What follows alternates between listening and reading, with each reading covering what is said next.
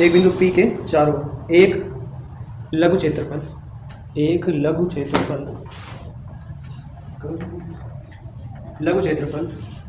DA है, लघु क्षेत्रफल DA है।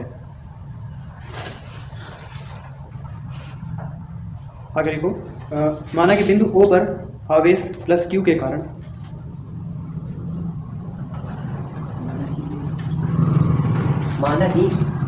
माना कि बिंदु O पर स्थित आवेश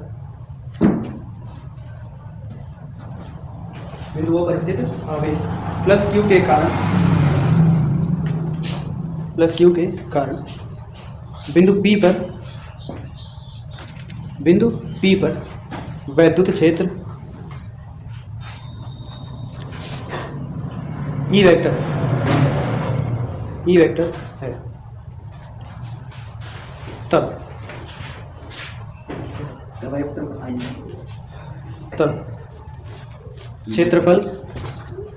क्षेत्रफल DA वेक्टर से गुजरने वाला कुल वैद्युत फ्लक्स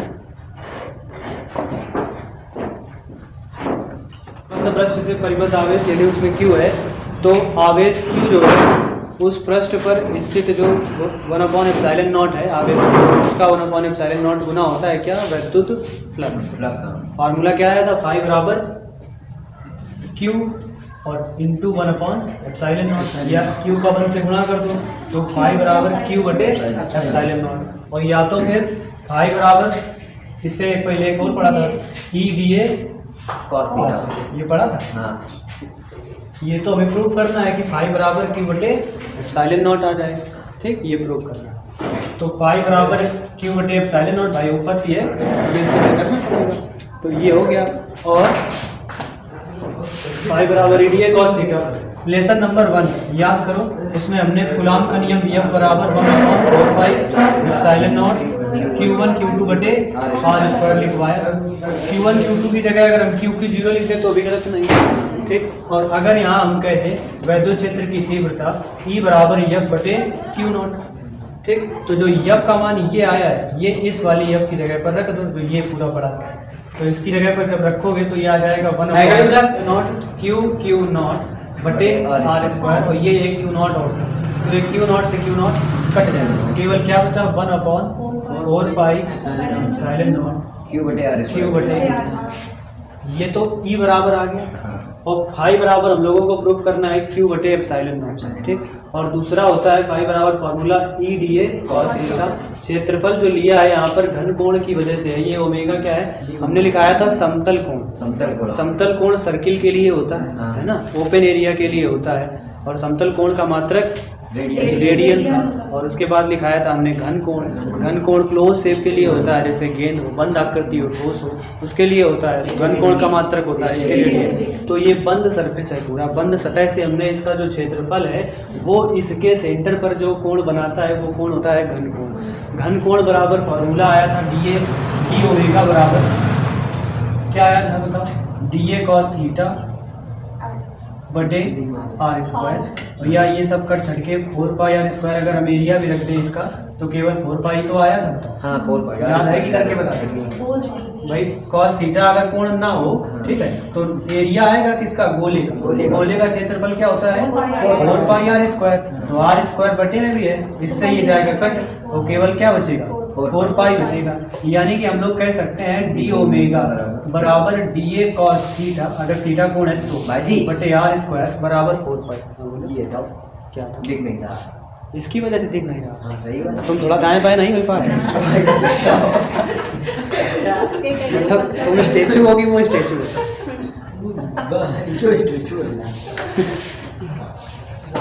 तो E बराबर ये आ क्या है? चिंता ना करो, ये बताएंगे नहीं, ऐसे ही 1/4πε0 Q/r²।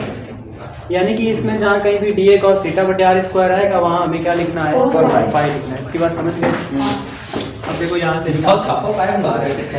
फाई बराबर EDA cos थीटा आया था, ठीक, इसमें ऊपर मेन जो सॉल्व किया जाएगा वो इससे से सॉल्व किया जाएगा। ठीक, ई बराबर ये निकाला है, ये इस ई की जगह पर ये उठा के रखा जाएगा, देखना क्या बन जाए, तब तो ये फाई बराबर बनेगा।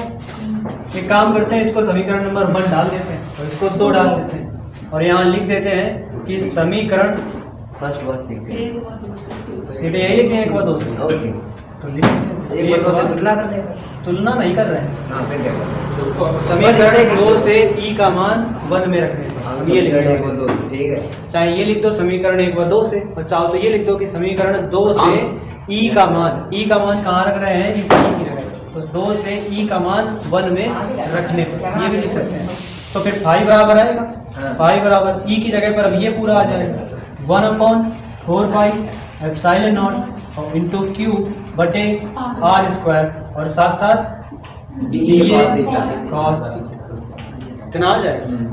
ये बताओ क्यू यहाँ से हटा के अगर 1 की जगह लिख दें तो गलत तो नहीं है, है कि नहीं?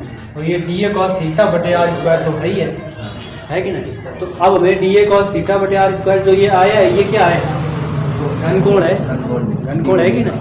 तो यहाँ आप साइड में हम लोग यही बात लिख देंगे कि चूंकि डी ओमेगा बराबर डी ए कॉस थीटा बटे आर स्क्वायर बराबर 4 पाई।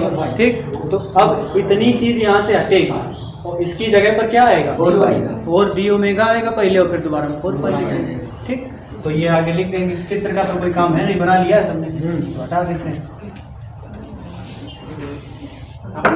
तो देखो फाई बराबर क्या बनेगा, क्यू बटे 4 पाई एप्सिलॉन नॉट और ये हट गया, इसकी जगह आ गया डी ओमेगा। यहाँ लिख देंगे डी ओमेगा है क्या, घनकोण। ठीक, घनकोण का मात्रक स्टेरेडियन। तो फाई बराबर क्यू बटे 4 पाई एप्सिलॉन नॉट और इस ओमेगा की जगह 4 पाई से ये 4 पाई कट गया। तो फाई बराबर क्या आया, क्यू बटे एप्सिलॉन नॉट। गॉस की प्रमेय का सूत्र यही तो होता है, तो बस लिख देंगे यही गॉस की प्रमेय का कथन है। इति सिद्धम विशेषताएं, गॉसियन पृष्ठ तथा उसकी विशेषताएं।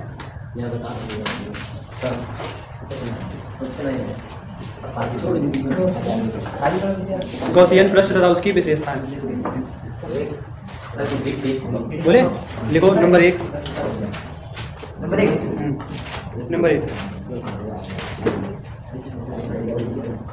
देखो गॉसियन पृष्ठ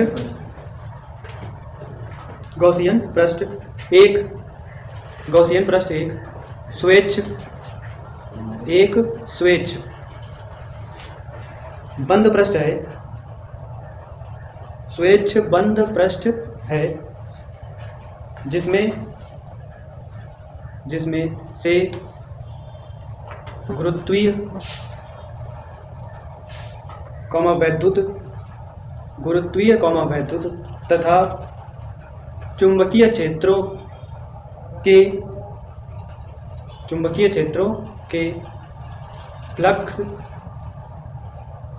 क्षेत्रों के फ्लक्स की गणना की जा सकती है। जैसे गोला, बेलन, घन। मतलब गॉस की प्रमेय वहां पर लगेगी जहां पर सरफेस जो है वो बंद होगी। जैसे गोला है पूरा क्लोज्ड होता है, घन पूरा बंद होता है ना, बेलन पूरा बंद होता है। बंद जगह पर गॉस की प्रमेय काम करती है। नंबर 2, कुछ पृष्ठ जैसे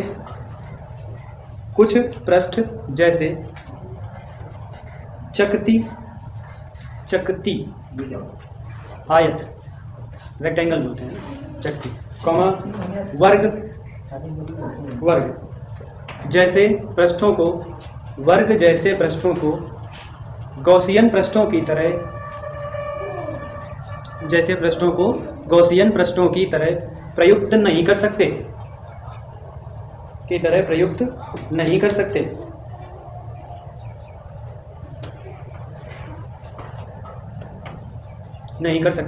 नंबर 3, यह पृष्ठ नंबर 3 में है, यह पृष्ठ उन बिंदुओं से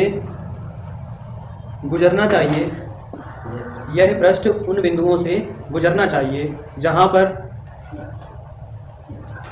वैद्युत क्षेत्र ज्ञात करना है, जहां पर वैद्युत क्षेत्र ज्ञात करना है।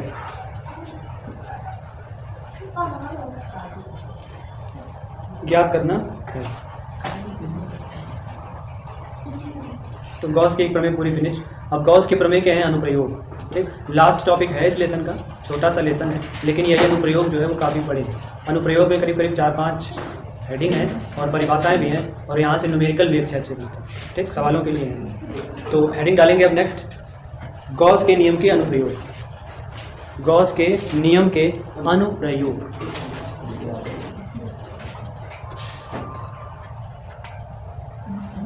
गॉस के नियम के अनुप्रयोग। देखो गॉस का नियम, गॉस का नियम सममित, गॉस का नियम सममित आवेश की,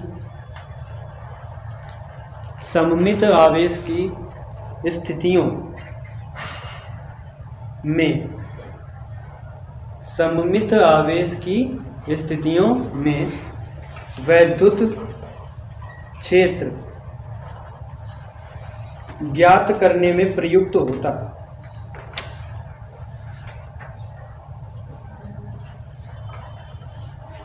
वैद्युत क्षेत्र ज्ञात करने में प्रयुक्त होता है।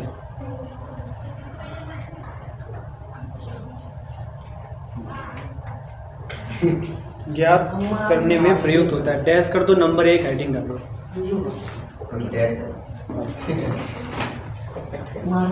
सममित आवेश की स्थितियों में वैद्युत क्षेत्र सुगमता से ज्ञात करने में प्रयुक्त होता है। मतलब कि अब कोई तार है, तार में कितनी दूरी पर वैद्युत क्षेत्र की तीव्रता कैसे निकाली जाएगी, तो ये उसके लिए अलग से फॉर्मूला होता है ना।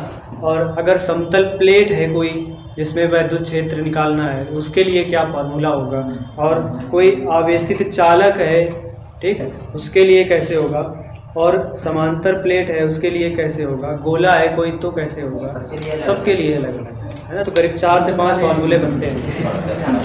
तो नंबर 1 हेडिंग डालनी है, लिखो अनंत लंबाई के, पहला नंबर नंबर 1 हेडिंग है, ये बड़ी सी हेडिंग है, अनंत लंबाई के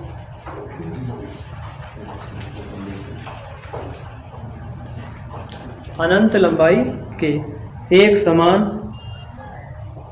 आवेशित, अनंत लंबाई के एक समान आवेशित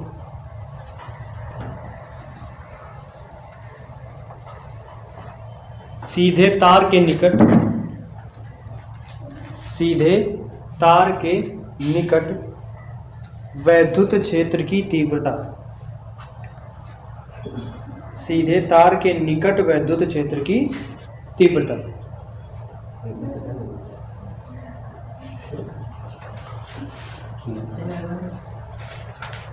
मतलब अनंत लंबाई का एक तार है और उस तार के निकट जो वैद्युत क्षेत्र की तीव्रता है उसका सूत्र क्या होता है, ठीक है, ये बताना। तो इसमें एक चीज आती है आवेश का रेखीय घनत्व। अब ये भी पता होना चाहिए कि तार जो है ले रहे हैं, अब कुछ तार होते हैं जिसमें विद्युत धारा जल्दी प्रवाहित हो जाती है, कुछ में देर में होती है ना। जैसे कि अगर सनलाइट है, सनलाइट में कॉपर तार की जगह ये तार यूज करो एल्यूमिनियम वाला, तो क्या हो, क्या विद्युत धारा का प्रवाह नहीं होगा? होगा, लेकिन पावर कम मिलेगा, पंखा उतनी तेज नहीं चलेगा जितनी तेज चलता है, क्योंकि उस तार का प्रतिरोध ज़्यादा होता है ना। तो डिपेंड करता है कि तार हम लोग ले कैसा रहे। चांदी का तार ले बिल्कुल और चांदी का उन्हें ज़्यादा जल्दी है, कर जान दे, माफ कर दे भाई जी। तो चांदी के तार में तो धारा धीरे चांदी के तार का प्रतिरोध लगभग 0, बहुत कम, उसमें विद्युत धारा बहुत तेज हो जाती है, इलेक्ट्रॉन उसमें ज़्यादा होता है। और भाई सोने में नहीं ज़्यादा प्रभाव करके देखो, सोना गल जाएगा, सोना मुलायम देगा नहीं। सोना जैसे अंगूठी अंगूठी सोने की हो, प्योर सोने की, अरे ना भी हो 22 कैरेट वाली हो तो भी काम चल जाएगा। तुम ऐसे हाथ में लेना और उसको ऐसे दबा देना, पिच्चा हो जाएगी, पिचक जाती है। और वही तुम लोहे की लेना, तो वही कुछ ये बोलने के लिए काम है ना। तो सोना कमजोर होता है, सोना गल जाएगा अगर उसमें। देखो होता क्या है, वैसे तो तारा अगर किसी तार में प्रवाहित करोगे तो तार गर्म हो जाएगा, और सोने में प्रवाहित करोगे तो सोना भी गर्म हो जाएगा, और गर्म होने से क्या होगा, फिर गलना स्टार्ट कर देगा, है ना। एल्यूमिनियम, कॉपर है, ये सब गलते नहीं है, ये इतनी देर तो वैसे बने रहते हैं। लंबाई में गर्मियों में थोड़ा थोड़ा बढ़ जाते हैं। जैसे गर्मियों में तार है जो इलेक्ट्रिक लाइन, तार झूलते रहते हैं, देखो तार अपने आप लटक के नीचे आ जाते हैं, है ना, ढीले हो जाते हैं। भाई गर्मी में इतनी तेज धूप मिलती है उनको, कितना गर्म होकर के वो तार बढ़ जाते हैं लंबाई में, तो इसलिए वो बढ़ते हैं। और बीच में उसमें तभी एक लोहे का तार डाला जाता है। लोहे का जो होता है वो उसमें प्रसार गुणांक कम होता है, इसलिए लोहा जल्दी से थोड़ा गर्म करने पर बढ़ता नहीं। बहुत ज़्यादा जब टेम्परेचर दोगे तो कम से कम भाई 1500 कम से कम 3000। अच्छा कॉपर कॉपर और कम, कॉपर इतना नहीं लेता है, कॉपर बहुत कम, बहुत ज़्यादा कॉपर लेगा 200 के आसपास। देखो आवेश का रेखी घनत्व तो इसमें आएगा, है ना। तो जो मेन हेडिंग पड़ी है, क्या पड़ी है, अनंत लंबाई के एक समान आवेशित सीधे तार के निकट वैद्युत क्षेत्र की तीव्रता। अब इसमें भी डैश करके पहली हेडिंग रहेगी आवेश का रेखी घनत्व। आवेश का रेखी घनत्व ये अलग से इसलिए लिखवा रहे हैं क्योंकि ये अलग से 1 नंबर की हेडिंग पूछी जाती है कि आवेश का रेखी घनत्व किसे कहते हैं। फॉर्मूला भी बन जाएगा अपना और ये रेखी घनत्व भी हो जाएगा। आवेश का रेखीय घनत्व देखो, यदि कोई आवेश Q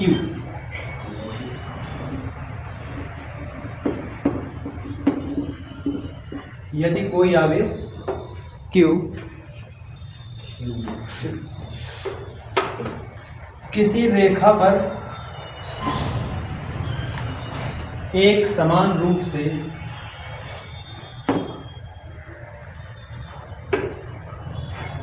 किसी रेखा पर एक समान रूप से वितरित हो तो प्रति एकांक लंबाई पर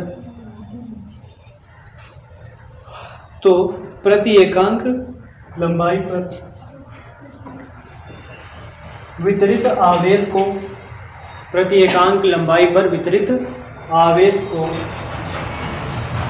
आवेश का रेखीय घनत्व कहते हैं। आवेश को आवेश का रेखीय घनत्व कहते हैं।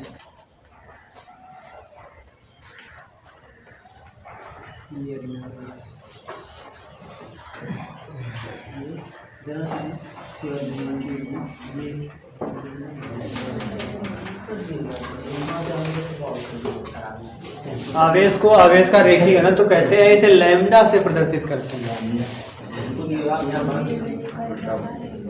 लैम्डा उल्टा भाई, लैम्डा से प्रदर्शित करते हैं।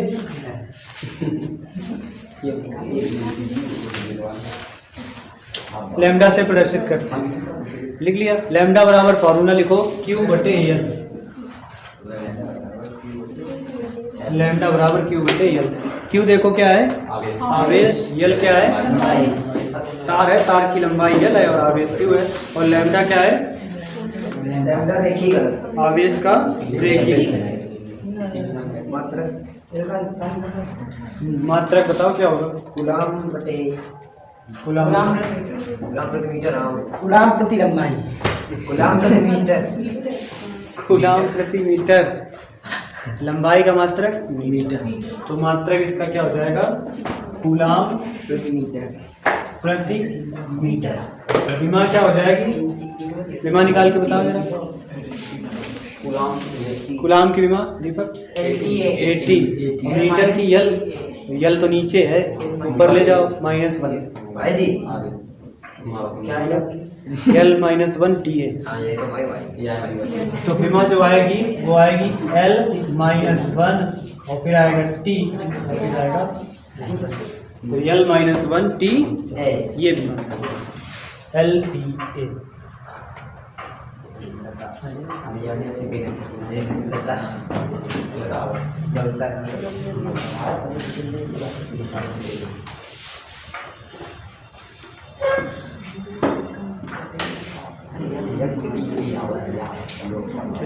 अब आगे देखो, तो आवेश का रेखीय घनत्व का सूत्र क्या है? लैम्डा बराबर क्यू बटे एल। अब एल लंबाई का तार है, क्यू उस पर आवेश है, ठीक। अब इससे आर दूरी पर वैद्युत क्षेत्र की तीव्रता का सूत्र क्या होगा? वो लिखो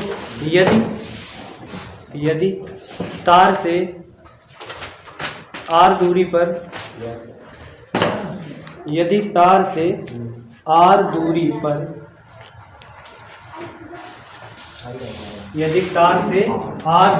कोई बिंदु P है,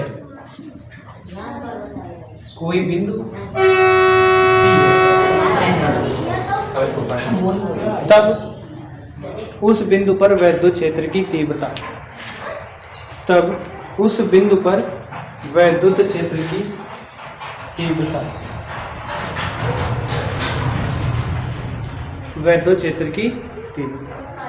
उसका सूत्र होता है E बराबर 1/4 pi epsilon not into 2 lambda बटे R। नोट कर दो, 2 लैम्डा बटे R।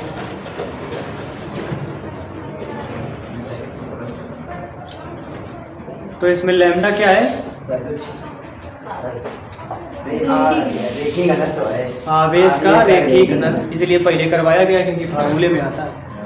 E बराबर 1/4 pi epsilon not into 2 lambda बटे R, ठीक। देखो E बराबर बहुत सूत्र होते हैं। E बराबर कहाँ से शुरू हुआ था? पहला E बराबर F बटे Q, पहला सूत्र। हाँ, दूसरा E बराबर 1/4 पाई एप्सिलॉन नॉट Q बटे R, जो अभी गॉस की प्रमेय में लगा है ना। और दूसरा इसके बाद फिर अच्छी अनिरक्षीय स्थिति में तीव्रताएं आई थी, क्या होता है सूत्र? अच्छी स्थिति में गौरव सूत्र क्या होता था? E बराबर mc स्क्वायर में E वैद्युत क्षेत्र की तीव्रता नहीं है, वो E ऊर्जा है, एनर्जी। हाँ, स्थितिज ऊर्जा। हम बात कर रहे हैं वैद्युत क्षेत्र की तीव्रता की। तो अच्छी स्थिति में वैद्युत क्षेत्र की तीव्रता का सूत्र क्या आया था? इसमें P था,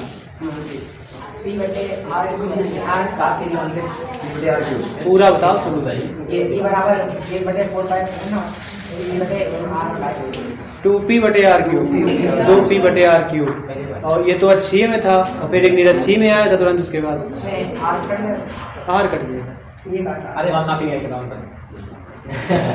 R क्यूब तो उसमें भी था, लेकिन 2 नहीं था, बस P बटे R क्यूब था। इतना ही तो अंतर है।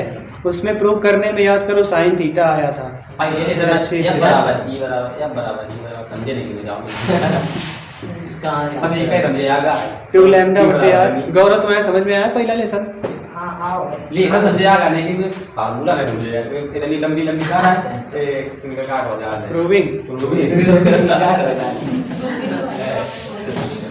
इसमें लैम्डा क्या है? आवेश का रेखीय घनत्व। तो नीचे लिखो 1/4 pi epsilon not,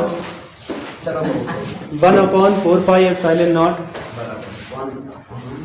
1/4 pi epsilon not का मान अजय बताएंगे क्या? 9 गुणा 10 की घात 9 होता है। हाँ भाई जी, केवल एप्सिलॉन नॉट का मान होता है 8.85 गुणा 10 की घात 8।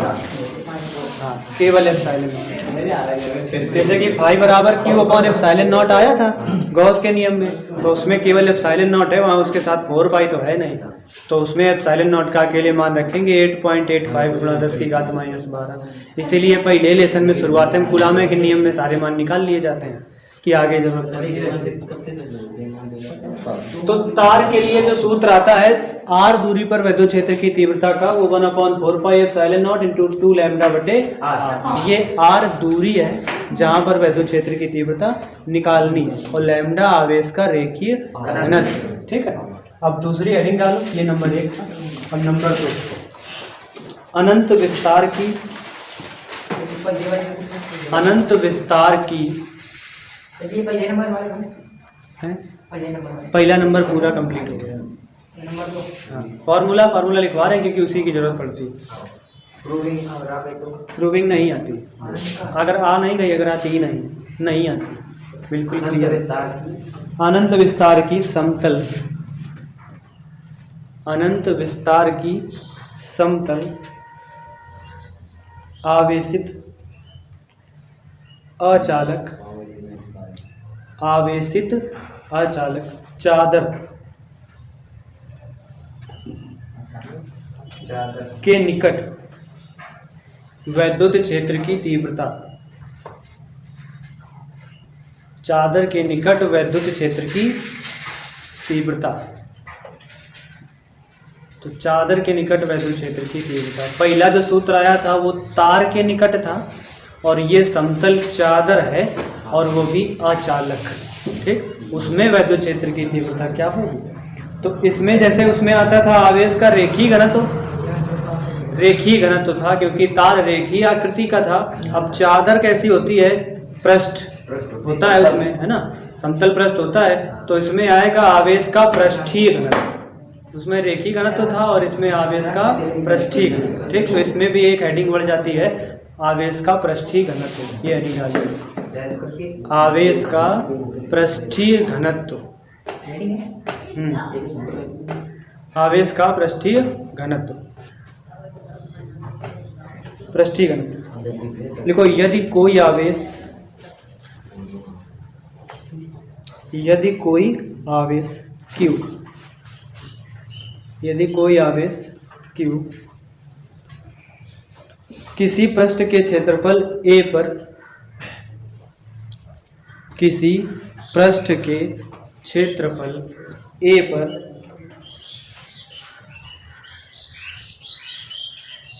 समान रूप से वितरित हो,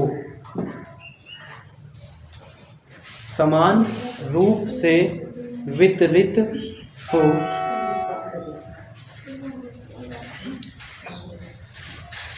तो उस पृष्ठ के,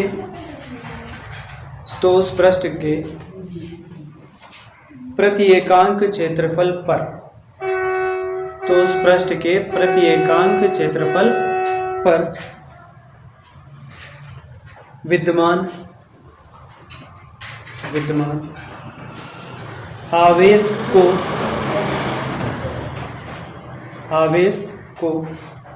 का पृष्ठ घनत्व कहते हैं।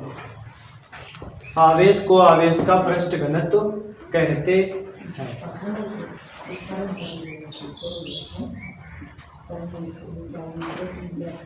इसे सिग्मा से प्रदर्शित करते हैं, ये सिग्मा, इसे सिग्मा से प्रदर्शित करते हैं, सिग्मा से प्रदर्शित करते हैं।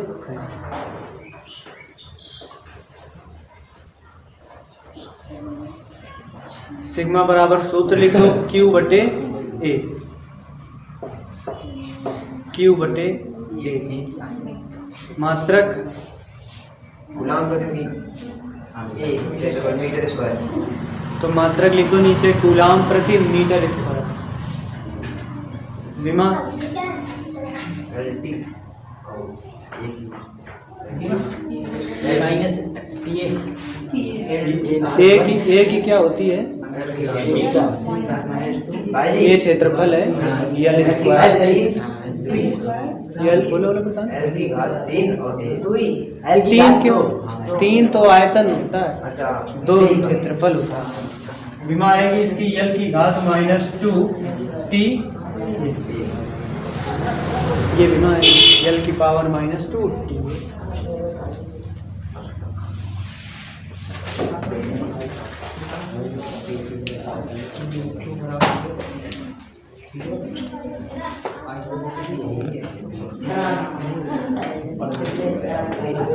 अब नई लाइन से लिखो, माना कि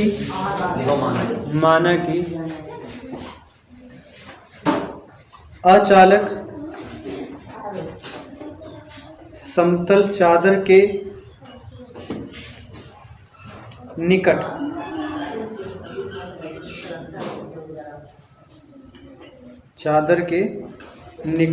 चादर से r दूरी पर, चादर से आर स्मॉल r बड़ा r दूरी पर एक बिंदु P है,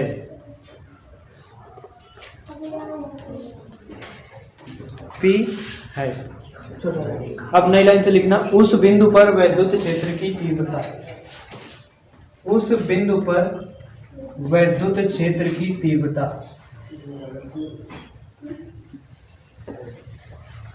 उस बिंदु पर वैद्युत क्षेत्र की तीव्रता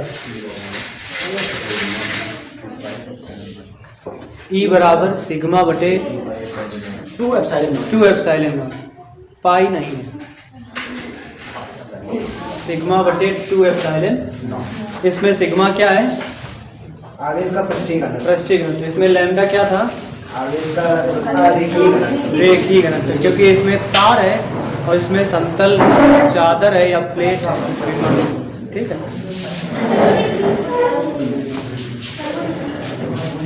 नेक्स्ट हेडिंग डालो नंबर 3, लिखो आवेशित, नंबर 3 हेडिंग आवेशित चालक के, आवेशित चालक के ठीक बाहर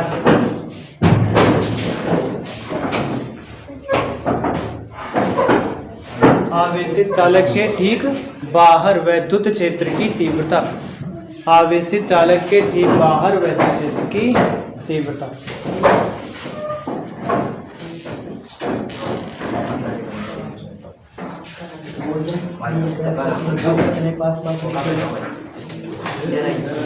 बाहर वैद्युत क्षेत्र की तीव्रता, देखो उसका भी सीधे सूत्र लिख लो, E बराबर सिग्मा बटे एप्सिलॉन, उसमें 2 नहीं होता पर E बराबर सिग्मा बटे एप्सिलॉन। ये क्या है?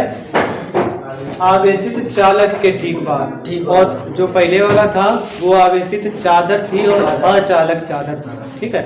और इसमें ठीक बाहर है, उसमें ठीक बाहर थोड़ी दूर पर, मतलब पृष्ठ के थोड़ी सी दूरी पर है, और ये जो है बिल्कुल पृष्ठ पर, ठीक बिल्कुल बगल में, बिल्कुल पृष्ठ के। तो इसमें केवल 2 नहीं है, उसमें 2 था, है ना। आवेश के पृष्ठीय घनत्व के साथ में 2 था और इसमें 2।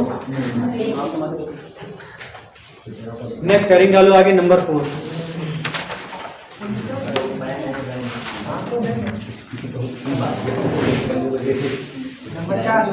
नंबर 4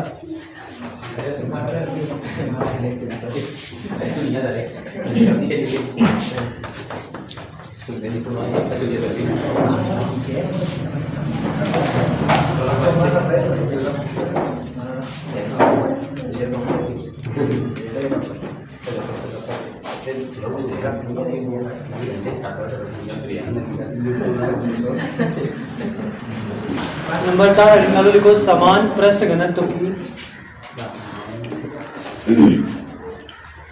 समान पृष्ठ घनत्व की धन तथा ऋण आवेशित, धन तथा ऋण आवेशित प्लेटों के बीच तथा बाहर वैद्युत क्षेत्र की तीव्रता, प्लेटों के बीच तथा बाहर वैद्युत क्षेत्र की तीव्रता।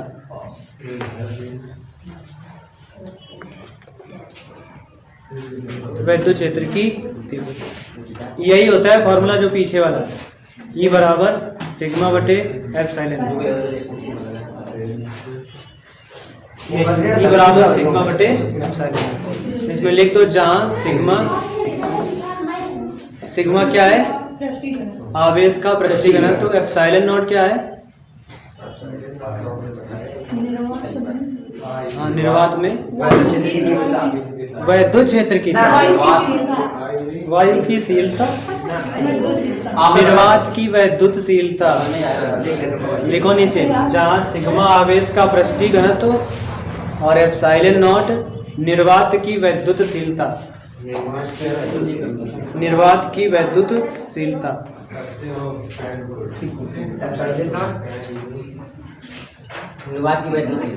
एप्सिलॉन नॉट निर्वात की वैद्युतशीलता। नेक्स्ट हेडिंग डाल दो नंबर 5, गोलीय कोष के कारण एप्सिलॉन नॉट निर्वात की वैद्युत। अगला नंबर, गोलीय कोष के कारण वैद्युत क्षेत्र की तीव्रता। गोलीय कोष के कारण वैद्युत क्षेत्र की तीव्रता, ठीक है।